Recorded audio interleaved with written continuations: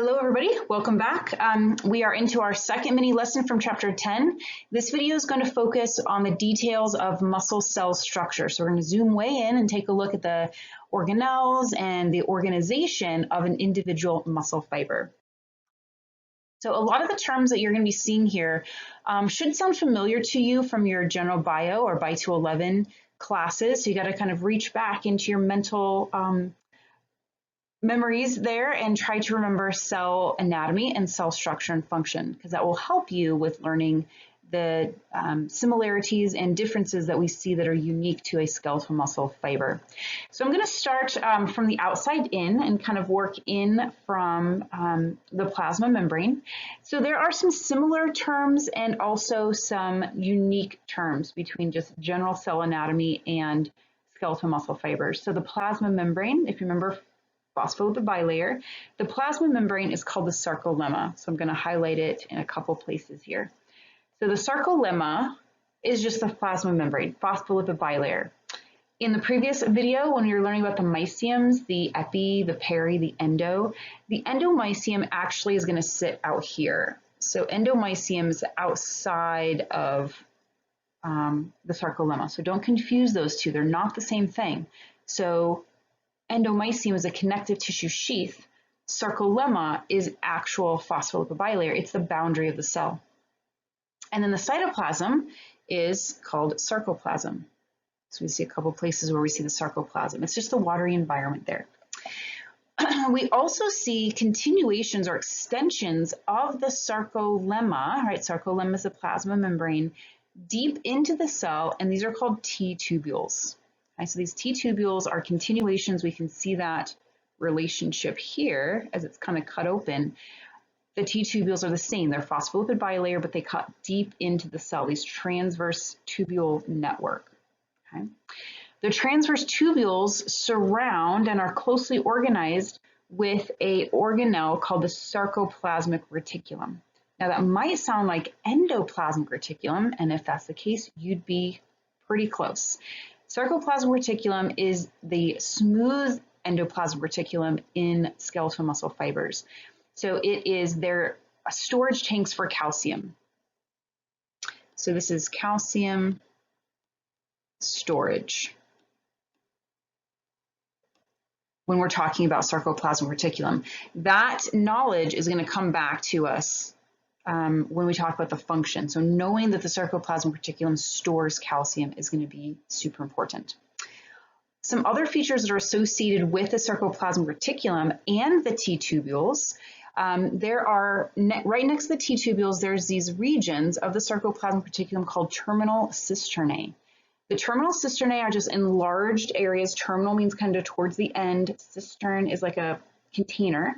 So the terminal cisternae are right next to some of these T-tubules, and together, two terminal cisternae and a T-tubule right down the middle, together that makes up what we call a triad. And we'll see that again as we get a little bit deeper into the cell anatomy.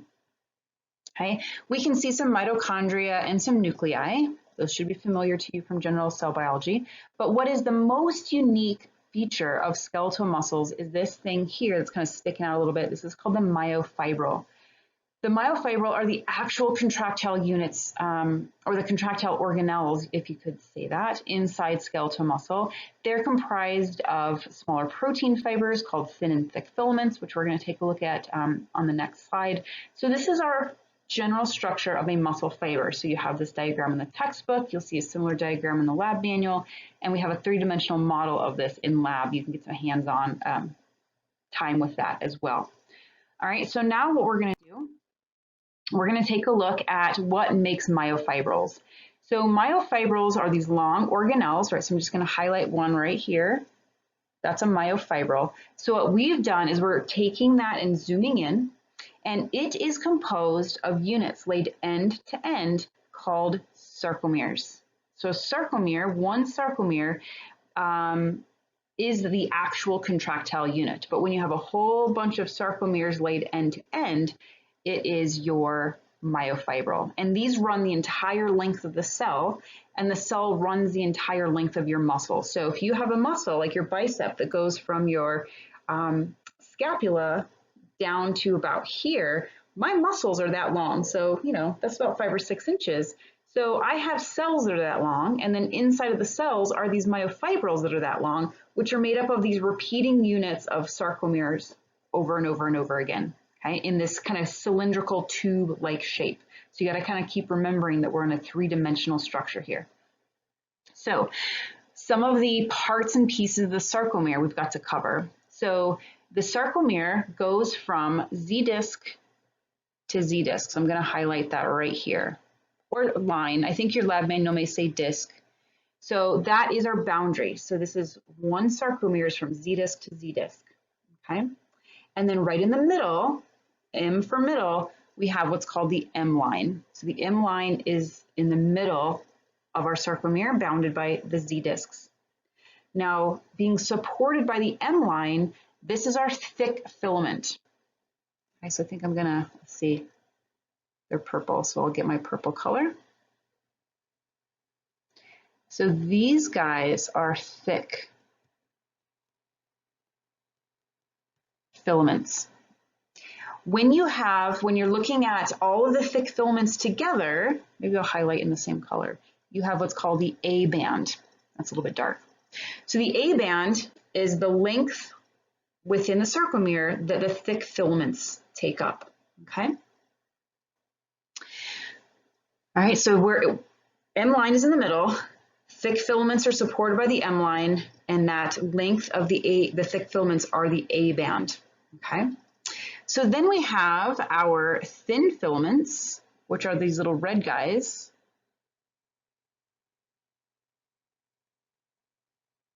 So then the thin filaments are actually projecting off of the Z disc, kind of towards the M line, but they don't make it all the way. So thin filaments are coming off this way. And between, maybe I'll just underline it instead of highlight because it's kind of dark. So if you are looking on two adjacent sarcomeres, you have what's called the I band, which is just the thin filaments with no thick filaments. So think A band is thick, I band is thin, A band is dark, I band is light. Okay, so those are those striations, right? So we were recognizing skeletal muscle tissue by its striations back in chapter 4.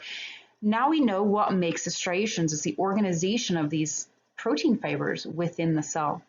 Okay, so now we have a couple of the regions. So within the A band, where the thin filaments, so if the M line is right in the middle, the thin filaments come, but they don't go all the way to the middle. So there's a little region within the A band that does not have any thin filaments in it, and that is called the H zone or the H band.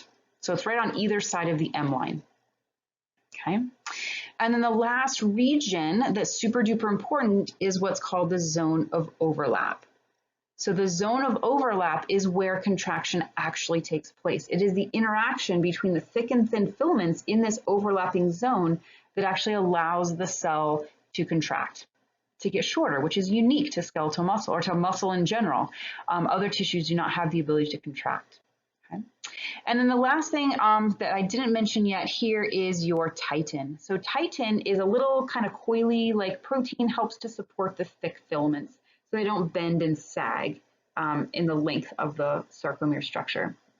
So you might be asking yourself, how the heck did scientists figure this out? Well, in the picture right below, you can see this is an electron micrograph of an actual sarcomere. So we can see all of these features. So from Z disc to Z disc, this is one sarcomere.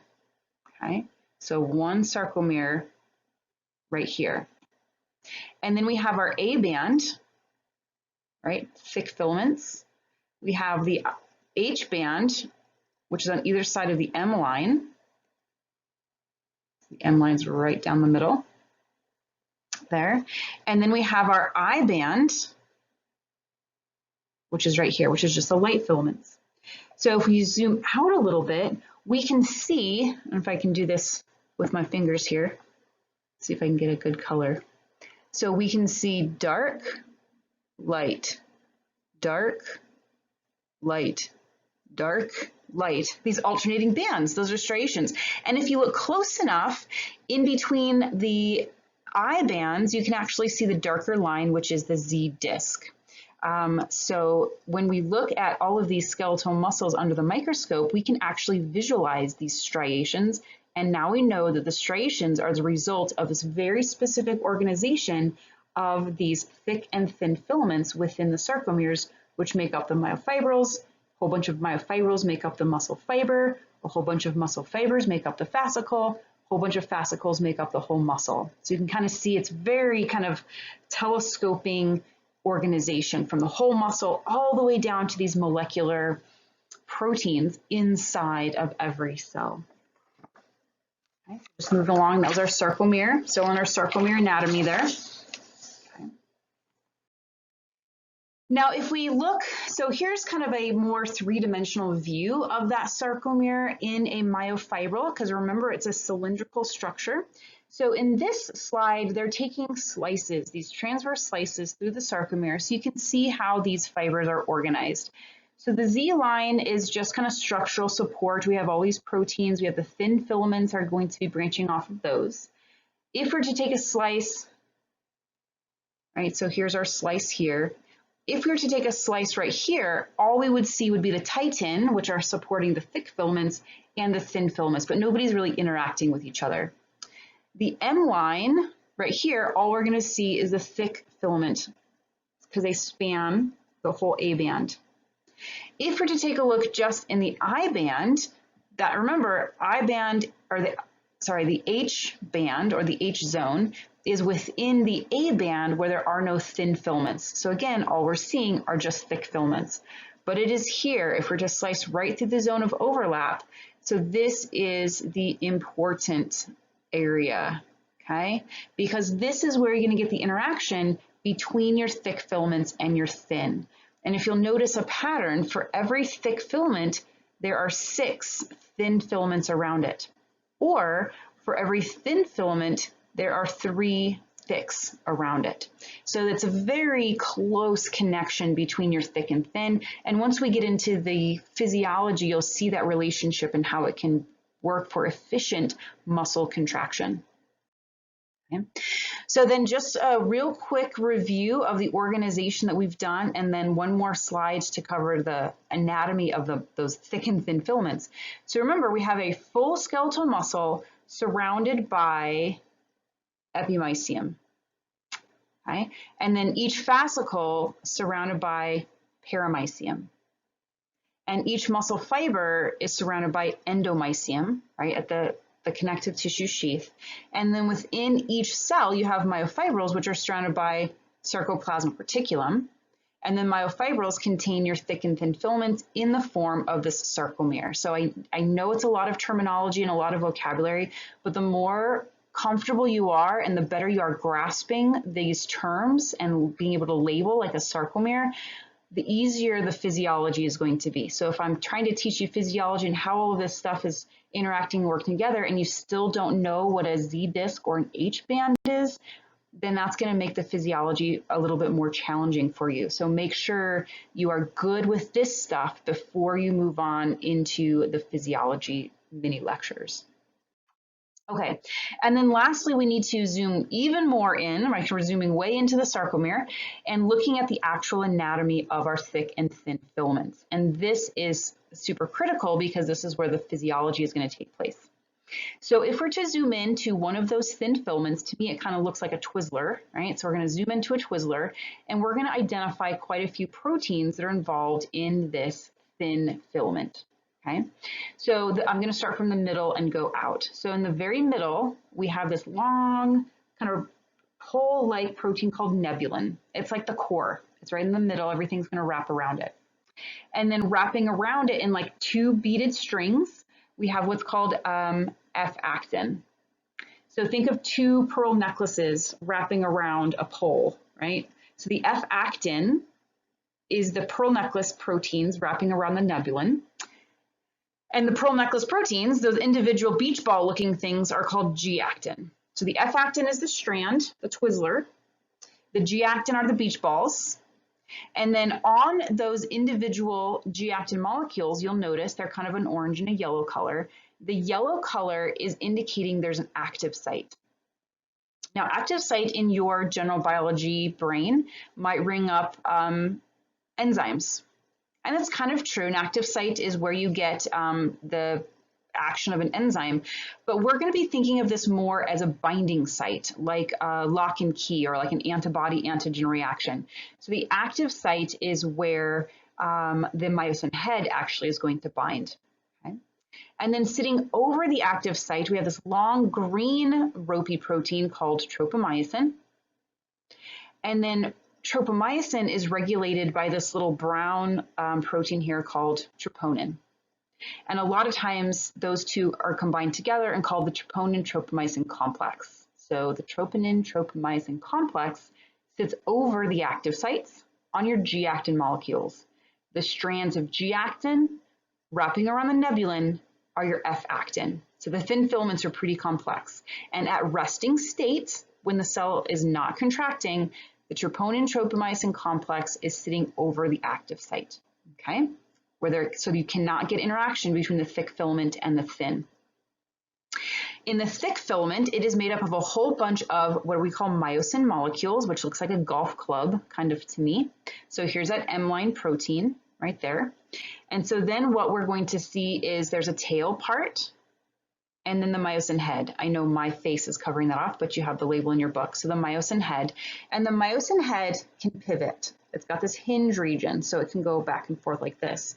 And then also this part of the myosin head is what binds to the active site of the G-actin. So when we get to the physiology, you're going to see that interaction between the myosin head of the thick filaments and the G-actin, the active site of the G-actin on the thin filament.